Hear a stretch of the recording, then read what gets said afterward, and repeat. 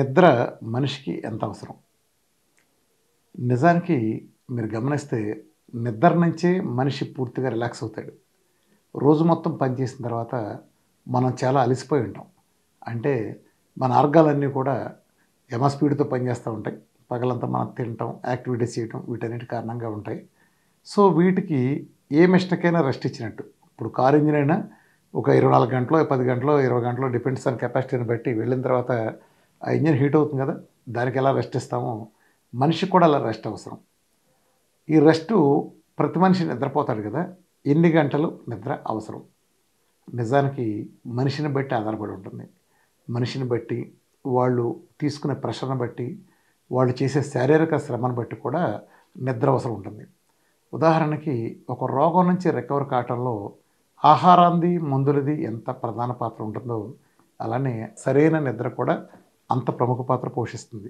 ఏమవుతుందంటే నిద్ర, మంచి నిద్ర, డీప్ స్లీప్‌లో ఉండే నిద్ర. ఆ డీప్ స్లీప్ నుంచే బాడీ రికవరీ జరుగుతుంది. ముఖ్యంగా వ్యాధుల నివారణకున్నప్పుడు. ఇప్పుడు క్యాన్సర్ లాంటివి గాని రకరకాల ప్రాబ్లమ్స్ ఉంటాయి కదా! ఈ రోగం మీకున్నప్పుడు మీరేం చేయాలంటే చాలా ప్రశాంతంగా నిద్రపోండి. నిద్రపోవాలంటే రాత్రిపూట మీరు కొంచెం ఆహ్లాదకరమైన వాతావరణం ఉండాలి.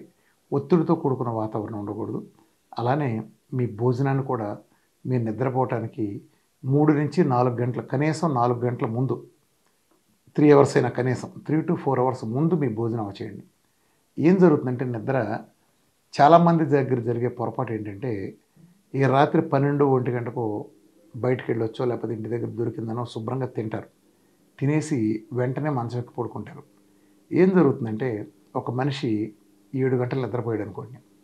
నిద్రపోతే ఇప్పుడు ఇతను తిన్నాడు కదా! రాత్రి 12కి, 2కి తిని పడుకున్నాడు కదా! 11కో తినగానే మంచం ఎక్కగానే నీ శరీరం 8 గంటలు పడుకుంటుంది, రెస్ట్ తీసుకుంటుంది. ఏది మామూలు బయట ఉండే కళ్ళు, కాళ్ళు ఇలాంటి ఎక్స్టర్నల్ ఆర్గాన్లన్నీ 8 గంటలు పడుకుంటాయి. కానీ ఎప్పుడైతే తిని పడుకున్నామో మన నిద్రతో సంబంధం లేకుండా మన శరీరంలో మనం తిన్న ఆహారాన్ని అరిగించుకునే ప్రక్రియ అంతా బిగిన్ అవుతుంది. ఇప్పుడు ప్యాంక్రియాస్‌లు, ఆల్ఫా సెల్స్‌లు, బీటా సెల్స్‌లు అట్లనే ఈ సెల్‌లోకి వెళ్ళటము, ఈ కిడ్నీలు, లివర్లు, ఈ ప్రాసెస్ ఇదంతా ఒక పూర్తిగా క్లీన్ అయ్యి మళ్ళీ పేగులన్నీ క్లీన్ అవ్వడానికి ఒక సుమారు 4:30-5 గంటలు, ఒక 6 గంటల వరకు depends on human being and depends on what they eat అంతవరకు పడుతుంది. అంటే ఏం జరుగుతుంది? మీ బయటకుండే బహిర్గతంగా ఉండే ఎక్కువ అవయవాలు 8 గంటలు పడుకుంటాయి. మీరు 8 గంటలు అనుకుంటే. కానీ మీ ఇంటర్నల్ ఆర్గాన్లు మీరు నిద్రపోయిన తర్వాత కూడా మరొక 4 గంటలు పనిచేయడం కారణంగా మన శరీరానికి సంపూర్ణమైన ఆరోగ్యం దొరకదు. ఇది 8 గంటలు పడుకుంటే అది 4 గంటలే రెస్ట్ తీసుకోవటం వలన మనం ఉదయం లేవగానే ఒక రకమైన నిద్ర మత్తుతో ఉంటాం. గమనించారా మనలో చాలామంది ఇలా చేసినాళ్ళు లేస్తాం. కానీ 7కే లేస్తాం. మళ్ళా మంచం చూస్తే ఆఫీస్‌కెళ్ళే ముందు కూడా ఒక్క అరగంట పడుకుంటే బాగుంటుంది. ఒక 20 నిమిషాలన్నా కునికేసి వెళ్తే బాగుంటుంది అనిపిస్తుంది. బద్ధకంగా అలా అనిపించిందంటే మనం తప్పు చేస్తున్నట్టు లెక్క.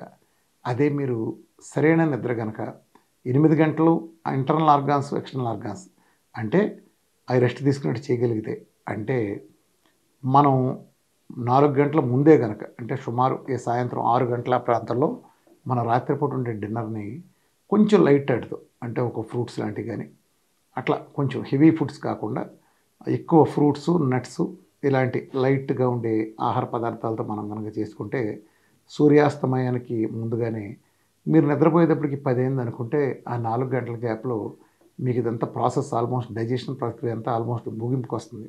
ఇప్పుడు మీరు పడుకున్న తర్వాత 8 గంటల పాటు మీ శరీరంలో ఉండే అంతర్గత, బహిర్గత అవయవాలు అన్నీ కూడా 8 గంటలు సంపూర్ణంగా రెస్ట్ తీసుకుంటం మూలంగా మీరు పొద్దున్నే నిద్రలేచినప్పుడు ఎలా ఉంటుందంటే ఒక ఫ్రెష్‌గా, ఒక అద్భుతమైన శక్తితో మీరుంటారు.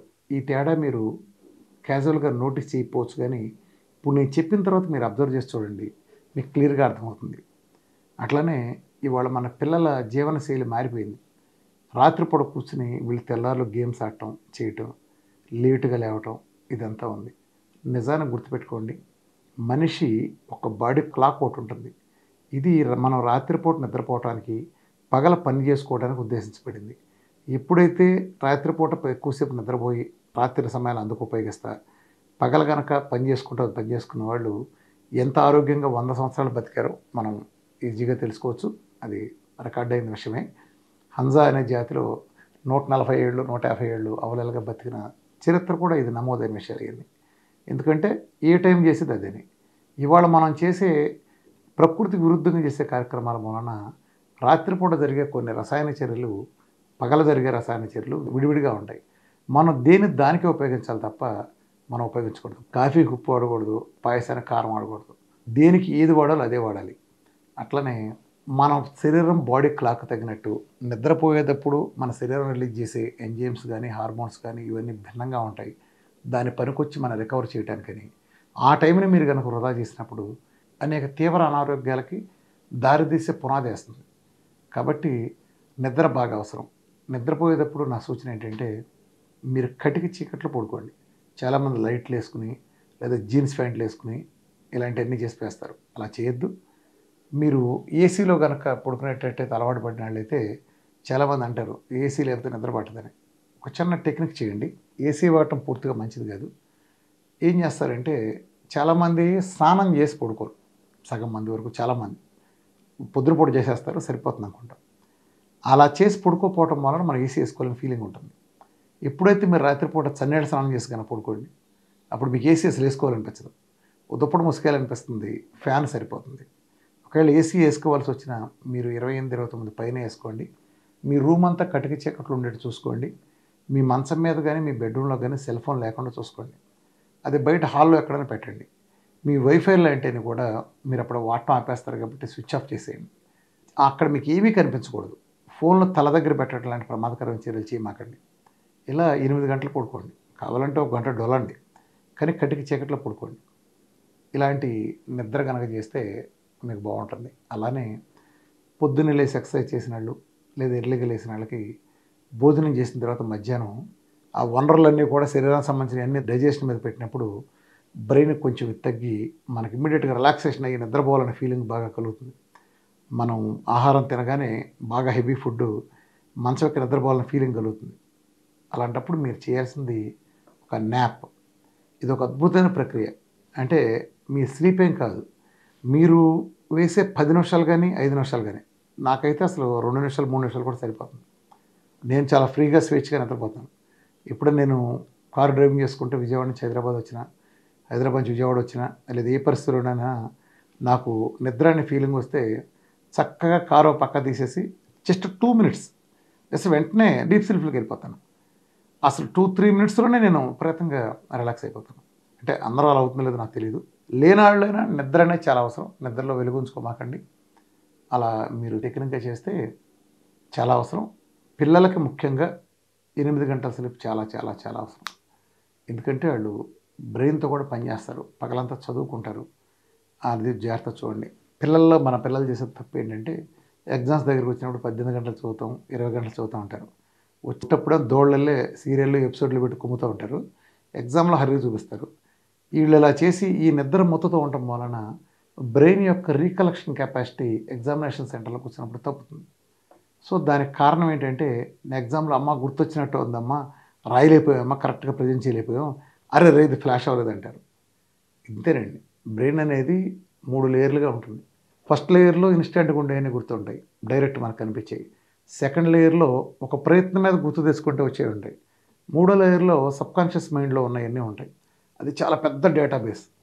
ఈవెన్ మన చిన్నప్పుడు మనం తల్లిపాలు తాగేటప్పుడు ఉండే సంఘటనలు, మన అమ్మ కాళ్ళ మీద పడుకోబెట్టి స్నానం చేసినప్పుడు సంఘటనలు కూడా సబ్కాన్షియస్ మైండ్లో ఉంటాయి. అలానే మన చిన్నప్పుడు తల్లిదండ్రులు నిరాదరణ గురి చేసిన లేదా విపరీతమైన ప్రేమకు గురి చేసిన ఈ సబ్కాన్షియస్ మైండ్ అనేది మన నిర్ణయాల మీద ప్రభావం చూపిస్తుంది. అలానే అంటే మైండ్ అంత పవర్ఫుల్. ఆ మైండ్ అద్భుతంగా ఉండాలి, రాణించాలంటే నిద్ర అవసరం. మామూలుగా పిల్లలకు కానీ వృద్ధులకు కానీ 8 గంటలు నిద్రపోండి.